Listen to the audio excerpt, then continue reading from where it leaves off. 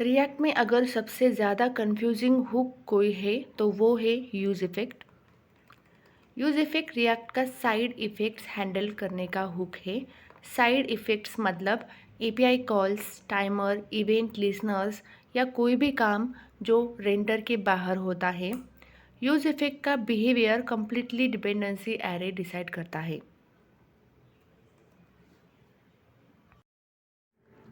यहाँ पे मैं सब एग्जाम्पल्स एक ही फाइल में दिखा रही हूँ ताकि फ्लो क्लियर रहे।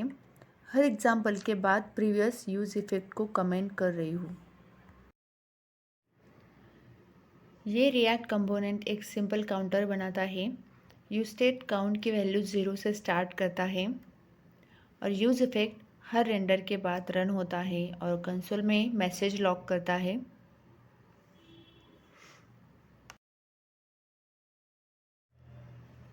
अब इस एग्जांपल में मैंने यूज़ इफ़ेक्ट में डिपेंडेंसी एरे नहीं दिया।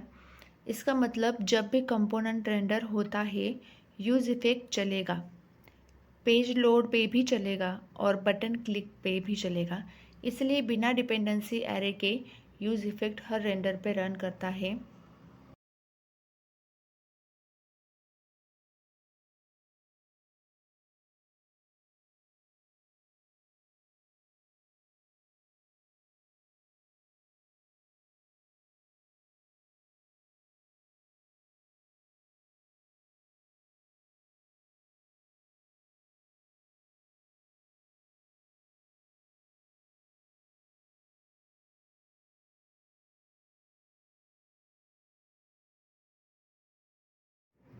अब यहाँ पे इसका आउटपुट देखिए, हर रेंडर पे इफ़ेक्ट चलेगा।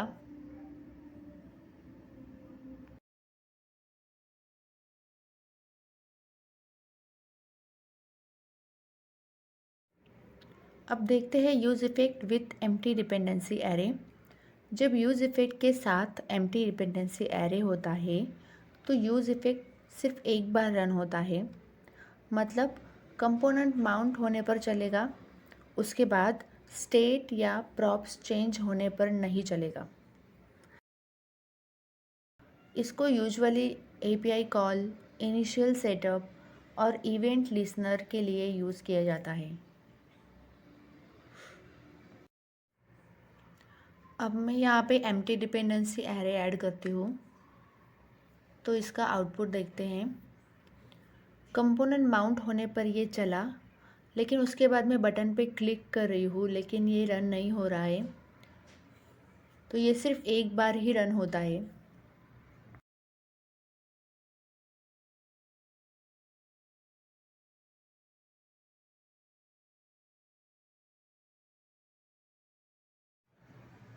अब यहाँ पे हम डिपेंडेंसी एरे में काउंट दे के देखेंगे।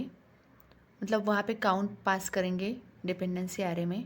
मतलब जब जब काउंट चेंज होगा यूज़ इफ़ेक्ट चलेगा। ये सबसे कॉमन और मोस्ट यूज़फुल यूज़ केस है।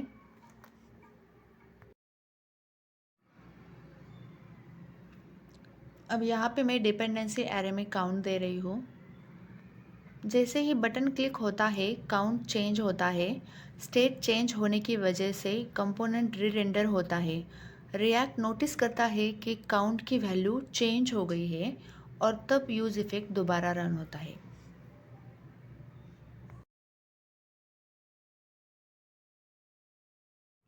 अब नेक्स्ट देखते हैं यूज़ इफ़ेक्ट में इन्फिनिट लूप।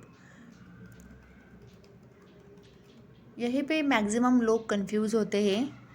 मैंने काउंट को डिपेंडेंसी बनाया और यूज़ इफ़ेक्ट के अंदर काउंट अपडेट कर दिया। तो इसका रिज़ल्ट आता है काउंट चेंज हुआ, यूज़ इफ़ेक्ट चला, यूज़ इफ़ेक्ट चला और फिर काउंट चेंज हुआ। तो इसका एक लूप बन जाता है। उसका रिज़ल्ट है इन्फिनिट लूप। अब देखते हैं क्लीनअप फंक्शन।